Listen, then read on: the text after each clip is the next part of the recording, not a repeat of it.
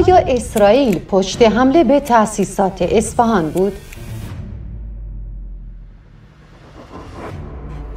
حمله پهپادی به یک کارخانه تسلیحات نظامی ایران در اصفهان که شامگاه شنبه 8 بهمن روی داد، بازتاب گسترده‌ای در رسانه‌ها و خبرگزاری‌های دنیا داشت.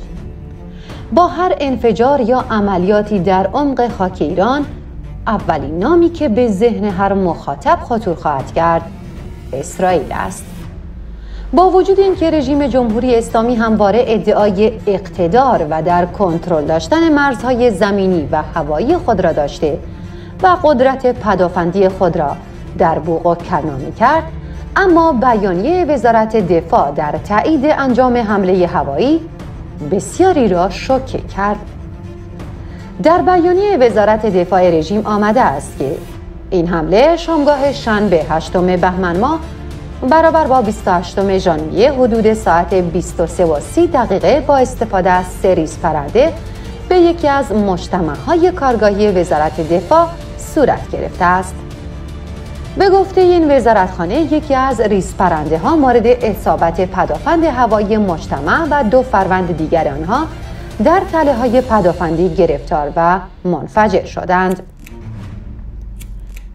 طبق این بیانیه، این حمله تلفات جانی نداشته و تنها آسیب جزئی به سقف کارگاه وارد آورده که این خسارات نیز در تجهیزات و مأموریت‌های مجموعه خللی ایجاد نکرده است.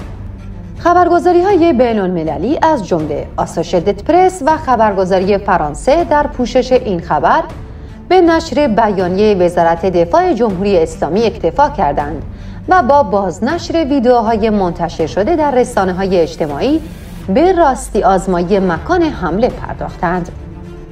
در گزارش خبرگزاری آسوشیتد پرس به نزدیکی محل این کارخانه به فروشگاه‌های اطراف آن از جمله یک فرش فروشی و فروشگاه لوازم الکترونیک اشاره شده است.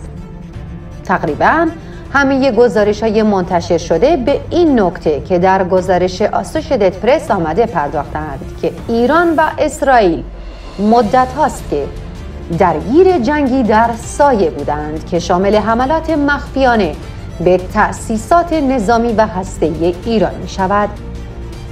به جز خبرگزاری آسوشیتد پرس و خبرگزاری فرانسه، روزنامه‌ها و شبکه‌های بین‌المللی از جمله لوموند فرانسه، نیویورک پست، الجزیره، دیلی بیست و شبکه CNN نیز به پوشش این خبر پرداختند. برخی از این رسانه‌ها موضوع آتش سوزی در چند شهر دیگر از جمله آذرشهر را نیز در گزارش منتشر کردند.